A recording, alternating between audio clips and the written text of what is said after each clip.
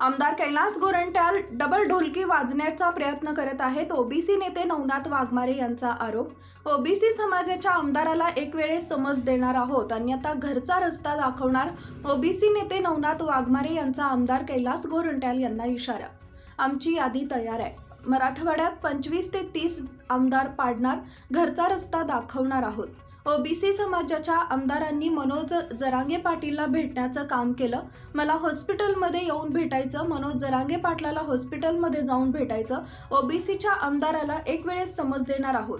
जालन्याचे आमदार कैलास गोरंट्याल डबल ढोलकी वाजवण्याचा प्रयत्न करत आहेत। एक वेळेस मला भेटायचं, दुसऱ्या वेळेस जरांगे पाटलांना भेटायचं। आमदार कैलास गोरंट्याल आमचं आहे म्हणून आम्ही कान टोचण्याचं काम करू। आमदार कैलास गोरंट्याल यांना ओबीसी समजत नसेल तर त्यांना घरचा रस्ता दाखवू। ओबीसी नेते नवनाथ वाघमारे यांनी आज दिनांक 14 सप्टेंबर रोजी दुपारी 1 वाजेच्या दरम्यान आयोजित पत्रकार परिषदेमध्ये आमदार कैलास गोरंट्याल यांना इशारा दिलाय। ओबीसीचे आमदार जरांगे पाटलांना भेटत असतील तर एक अल्टिमेट आणि कान टोचू समज देऊ। जरांगे जवळचे वाटत असेल तर यांना ओबीसी समाजानं का मतदान करावं। डबल ढोलकी आणि भित्र्या माणसाला अजिबात जवळ करू नका असे आवाहन ओबीसी नेते नवनाथ वाघमारे यांनी ओबीसी समाजाला केलंय।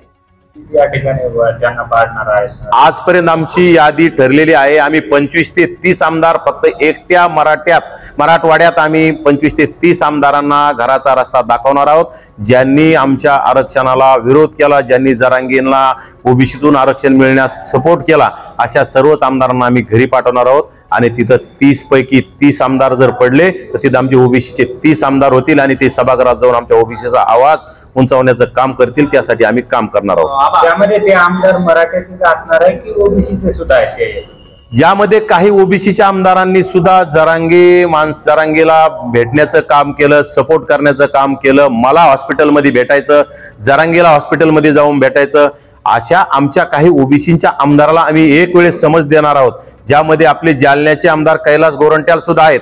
हे डबल ढोलकी वाजवण्याचा प्रयत्न करत आहेत। एक दिवस म्हणजे मला भेटायचं, दुसऱ्या दिवशी जरांगेंना भेटायचं, अशा डबल ढोलकी माणसांना, परंतु ते आमचे आहेत म्हणून आम्ही त्यांना एक वेळेस कान टोचण्याचं आम्ही काम करू। पण तरी जर त्यांना ओबीसी कळत नसेल तर नक्कीच त्यांना सुद्धा आम्ही घराचा रस्ता दाखवल्याशिवाय राहणार नाही। त्यावेळेस मी तेच सांगत आहे ना, जर ओबीसीचे आमदार जर जरांगेंना भेटत असेल, परंतु एक वेळेस त्यांना अल्टिमेटम आणि एक वेळेस त्यांचे कान टोचण्याचं आम्ही काम करत आहोत।